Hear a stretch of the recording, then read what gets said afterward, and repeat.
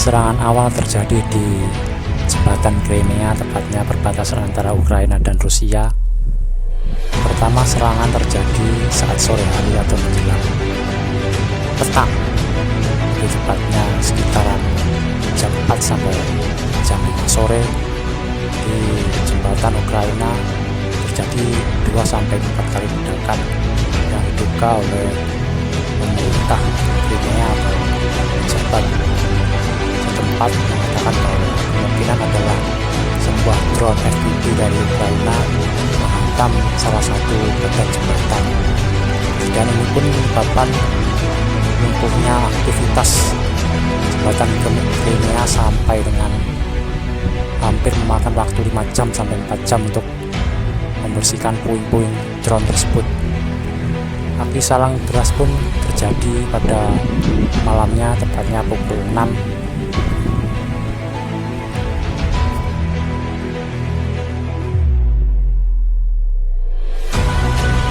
Lalu dilanjutkan pada malam harinya tepatnya di wilayah perbatasan antara Ukraina dan Rusia, tepatnya di Donetsk atau pinggiran dari Belgorod juga. Rusia juga saling membalas dengan meluncurkan 6-7 drone ke arah Kharkov, tepatnya menyasar dari rumah atau gardu dari listrik dan menyebabkan 6-7 orang luka-luka dan dilarikan ke rumah sakit. Sementara di Belgorod, hal sama juga terjadi saat serangan balasan atas Crimea atau drone Crimea dilakukan oleh pasukan Rusia di Belgorod. Dikabarkan bahwa Rusia telah meluncurkan dua Iskandar dan langsung menuju ke Ukraina. Tepatnya Rusia mengirimkan atau meluncurkan 8 Iskandar lagi dari Malaya, Malinovka. Tepatnya di daerah itu telah terjadi ledakan, hampir terdengar 6-9 ledakan yang diduga diluncurkan oleh Rusia dengan rudal Iskandar. Dan menurut laporan dari saksi, kejadian terjadi hampir 1 jam atau 2 jam dari serangan di Belgorod dan Crimea. Kejadian ini pun menyebabkan hancurnya bangunan dan sebuah tempat penyimpanan gandum atau pertanian.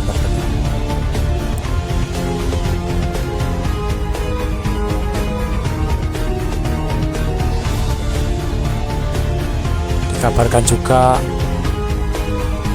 8 dari 7 rudal atau 2 atau 3 rudalnya telah dikonfirmasi telah menghantam sebuah gedung administrasi atau gedung pemerintahan serta gedung dari sekolahan atau tepatnya asrama, menyebabkan 6 dan 1 orang meninggal akibat dihantam rudal Iskandar dari Rusia.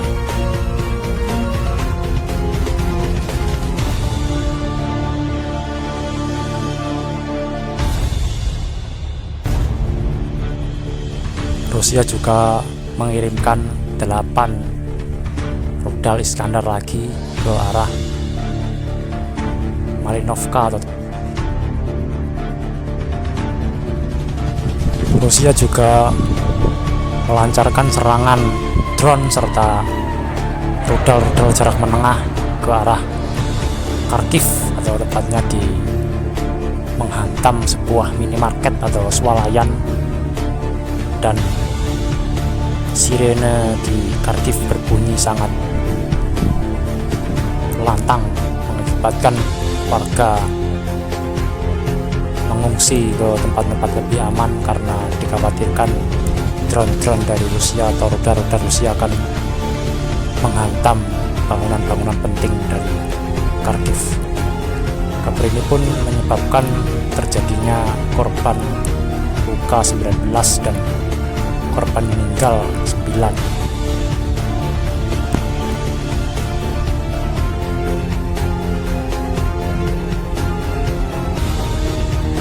Sementara di Rusia, di Divnograd tepatnya, atau di perbatasan antara Donetsk dan Luhansk di seberang Ukraina, dikabarkan 7-6 drone Shahed Rusia telah ditembak jatuh, sementara yang lain telah menghantam sebuah rumah dan instalasi militer, tapi mampu untuk diintercept oleh pasukan pertahanan Rusia. Serta dikabarkan 7 Shahed Rusia telah menghantam di perbatasan antara Donetsk dan Luhansk. Dikabarkan bahwa pasukan pertahanan Ukraina telah mengintercept atau menembak jatuh 6-7 drone Shahed dari Rusia. Dan kabarnya lagi bahwa saksi mata di wilayah Rusia atau Moskow tepatnya telah melihat bahwa 2 pengebom strategis atau pengebom bomber dari militer Rusia, tepatnya Tu-95 atau lebih dikenal pengebom taktis militer Rusia, telah meninggalkan Moskow atau terbang menuju Ukraina, tepatnya di Kiev atau di Kharkiv. Saksi mata mengatakan bahwa 2 Tu-95 telah meninggalkan landasan penerbangan menuju ke arah Ukraina. Entah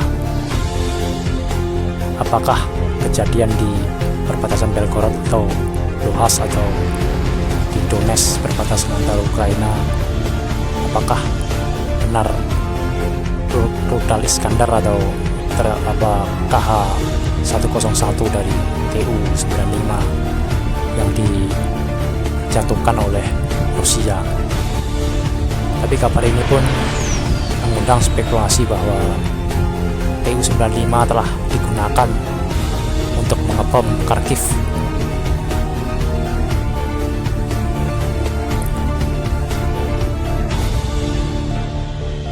Pada pagi hari pun rupanya Ukraina tidak tinggal diam dan membalas serangan dengan drone kapal atau speedboat drone di wilayah perairan Laut Hitam atau tepatnya perbatasan antara Rusia dengan Ukraina di semenanjung Crimea. Drone-drone kapal atau speedboat Ukraina menyasar 2 buah kapal patroli Rusia dan menghantam sebuah dermaga. Di tepatnya ini tidak memakan korban atau cuma terbakar hebat, cuma tidak menimbulkan korban jiwa. Dan kabar ini pun dilanjutkan bahwa benar adanya bahwa 2 drone speedboat Ukraina menghantam 2 kapal patroli di wilayah Crimea atau tepatnya Rusia. Aksi saling balas pun terjadi 1 hari atau 2 hari ini sangat-sangat intens, bahwa peperangan antara Rusia di perbatasan sangat intens dan sering terjadi aksi saling balas dan saling serang.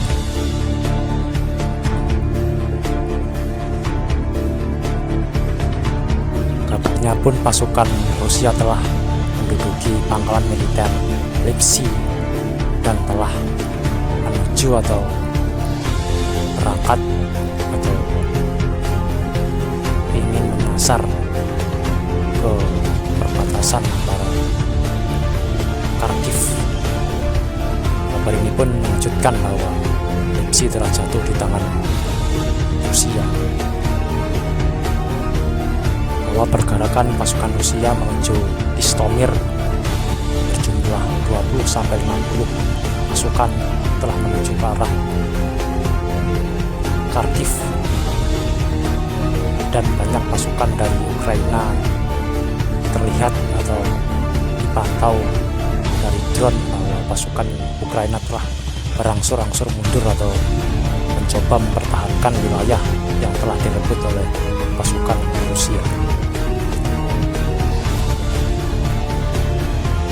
Jika kabar ini terus berlanjut dan pasukan Rusia akan terus bergerak mengepung Kiev, kemungkinan Kiev akan terkepung dari utara dan selatan, karena ya Rusia ini telah menumpuk pasukannya di utara dan selatan, telah hampir menguasai distrik-distrik penting di Ukraina.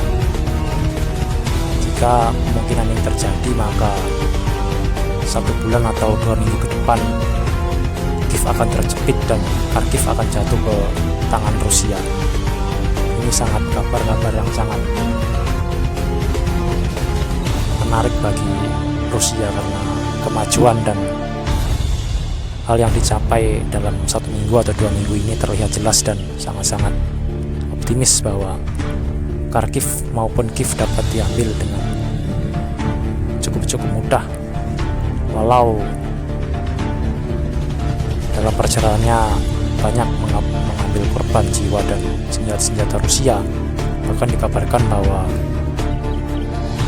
Rusia telah kehilangan T-90 dan T-60 serta alat-alat seperti rudal taktis dan serta meriam-meriam dan kendaraan taktis angkut serta amunisi dan stok rudal telah ditembak dan diledakkan oleh ATACMS dari Ukraina. Sementara malam harinya juga terjadi ledakan dan dikabarkan bahwa ATACMS dari Ukraina telah meledak dan dihantam oleh rudal Iskandar. Bahkan ATACMS ini telah dikabarkan bahwa meledak sangat hebat dan terjadi pada malam hari, berlangsung setelah aksi saling balas antara Rusia dan Ukraina terjadi pada malam sebelumnya. Di wilayah Krasnodar, tepatnya di Rusia, pemerintah daerah atau pangkalan militer di Rusia telah mengatakan bahwa pada malam hari ini telah mengintersep atau menembak jatuh 29 drone dari Ukraina, dan dikabarkan bahwa drone-drone ini telah ditembak jatuh sebelum menghantam fasilitas atau pangkalan militer atau tempat-tempat strategis di Rusia. Tapi kabar ini pun cukup simpang siur, karena diberitakan bahwa telah terjadi ledakan di wilayah tersebut dan mengakibatkan di Krasnodar tepatnya telah terjadi ledakan bahwa sebuah depot pom bensin atau depot minyak telah meledak. Entah ini karena rudal atau FPV dari Ukraina atau gimana, tapi tepatnya ini sudah dikonfirmasi bahwa terjadi ledakan di Krasnodar atau tepatnya di Rusia, sebuah depot minyak terbakar. Sementara di Kursk dan di Poltava, pasukan Rusia telah mengambil pangkalan-pangkalan militer atau tempat-tempat strategis dan terus maju menuju Kharkiv dan Kiev. Bahkan pemerintah atau pejabat tinggi Ukraina menyebut bahwa jika kejadian ini terus berlanjut dan Poltava akan diambil alih oleh Rusia, bahwa ini bisa jadi alarm bahaya atau peringatan dini bahwa Ukraina akan terjepit oleh utara dan selatan. Kesimpulan kali ini bahwa menyebut jika terjadi serangan di Poltava atau Kursk, kemungkinan Ukraina akan terjepit dan tidak bisa mundur atau terpaksa harus mengikhlaskan Kharkiv. Ini pun membuat Barat atau media dari Amerika menyebut bahwa tindakan dari Ukraina ini sangat-sangat disayangkan atau disesali, bahwa pasukan Rusia terus mendesak Ukraina menuju garis pertahanan terakhir